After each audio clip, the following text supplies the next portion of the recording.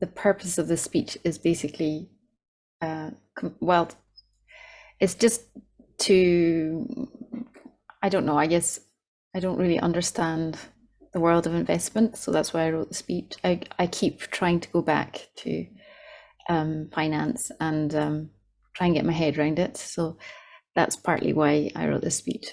Anyway, I'm just saying that so that you can get used to my voice, and then I'll kind of start the speech from the beginning.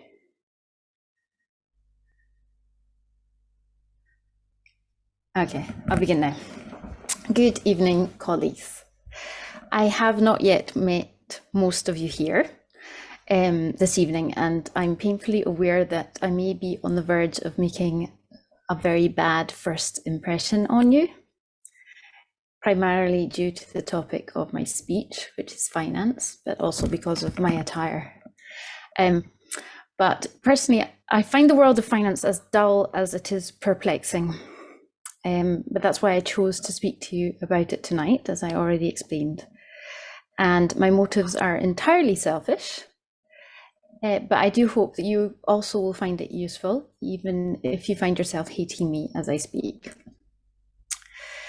So you can at least be thankful that the story of Lehman Brothers verges on the interesting, as it has affected each and every one of us in one way or another, even if you were like 10 years old and you didn't get such a big Christmas present in 2008 as you were expecting. A little disclaimer, much of the speech is copied and pasted from Investopedia. How exciting. Okay, the Lehman Brothers filed for bankruptcy on September the 15th, 2008. Hundreds of employees, mostly dressed in business suits, left the bank's offices one after another with boxes in their hands. It was a somber reminder that nothing is forever, even in the richness of the financial and investment world. At the time of its collapse, Lehman was the fourth largest investment bank in the United States. It had 25,000 employees worldwide and 639 billion American dollars in assets and 630 billion dollars in liabilities. And by the way, an asset is a resource with economic value that an individual, corporation, or country owns or controls, with the expectation that it will provide a future benefit.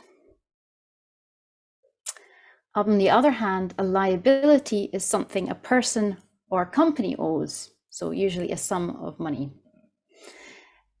So just to go back, to rewind, Lehman Brothers had $639 billion in assets and $613 billion in liabilities. Okay, back to the story. So the bank became a symbol of the excesses of the 2007-2008 financial crisis. It was engulfed by the subprime meltdown, and I'm going to explain this term later on. This had swept through financial markets and cost an estimated $10 trillion in lost economic output. So now I'm going to examine the events that led to the collapse of Lehman Brothers. Along the way, a number of financial terms will crop up, and I will explain what they mean, partly using definitions provided by Investopedia, and partly my own definitions, which may or may not be correct. I hope that by the end of the speech, you and I will better understand the world of finance. So let's start at the very beginning.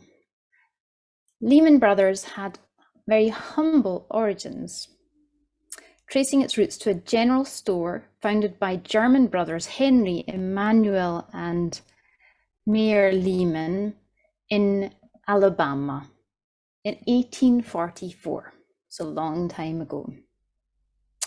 Farmers paid for their goods with cotton, which led the company into the cotton trade. After Henry died, the other Lehman Brothers expanded the scope of the business into commodities trading and brokerage services. So now we need to break down what these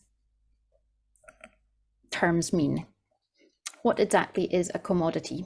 It is defined as a basic good used in commerce that is interchangeable with other goods of the same type. Commodities are often used as inputs in the production of other goods or services. A commodity thus usually refers to a raw material used to manufacture finished goods. A product, on the other hand, is the finished good sold to the consumer.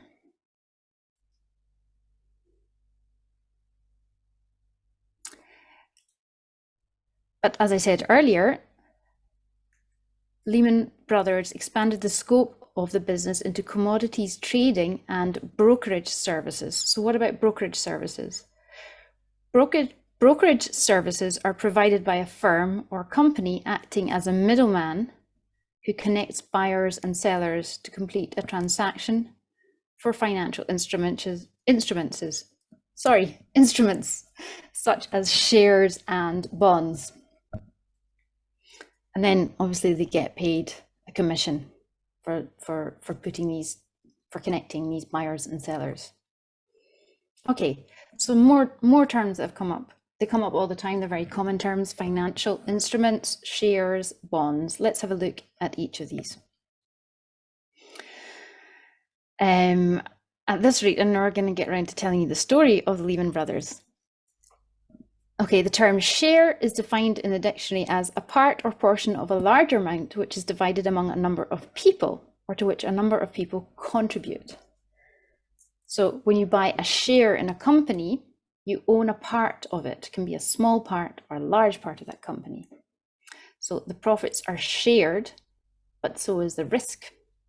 If the company makes a profit, the value of shares rises. But if it makes a loss, the value of shares falls. Now, a bond, these are simple terms that we use all the time. I'm sure most of you are very aware of what they both are, but hey, just thought I'd explain them anyway. A bond is a loan made by an investor to a borrower. So a bond could be thought of as an IOU between the lender and borrower that includes the details of the loan and its payments. Bonds are used by companies, municipalities, states, sovereign governments, etc., to finance projects and operations. And owners of bonds are referred to as debt holders or creditors of the issuer. Anyway, going back to the story, the firm, Lehman Brothers, prospered over the following decades as the US economy grew into an international powerhouse. But Lehman faced plenty of challenges over the years. The company survived the railroad bankruptcies of the 1800s, the Great Depression in the 1930s, 2 world wars, in addition to other global financial crises of the 20th century. But despite its ability to survive past disasters, the collapse of the US housing market ultimately brought Lehman to its knees, as its headlong rush into the subprime mortgage market proved to be a disastrous step. Well, once again, what was the subprime mortgage market? Well, to understand this concept, we need to understand credit rating. Each of us as an adult has a credit rating, a reputation for paying back our loans, or not, as the case may be. It's quite simple. If you do not have a good credit score, so if you have defaulted on your debt repayments, or in other words, have not repaid a loan in the past, you're very unlikely to be able to take out another loan or indeed a mortgage. Banks won't trust you. But the invention of subprime mortgages meant that individuals or companies with low credit rating, so unlikely to be able to meet their mortgage payments, were granted mortgages. They had to pay higher interest rates than individuals or companies with high credit scores, but they still got a mortgage. So the term subprime or below prime referred to the borrower and not the mortgage. You could rephrase this as I'm not the best person to lend to mortgage. We're going to take a coffee break now and get back to this exciting topic very soon. Thank you.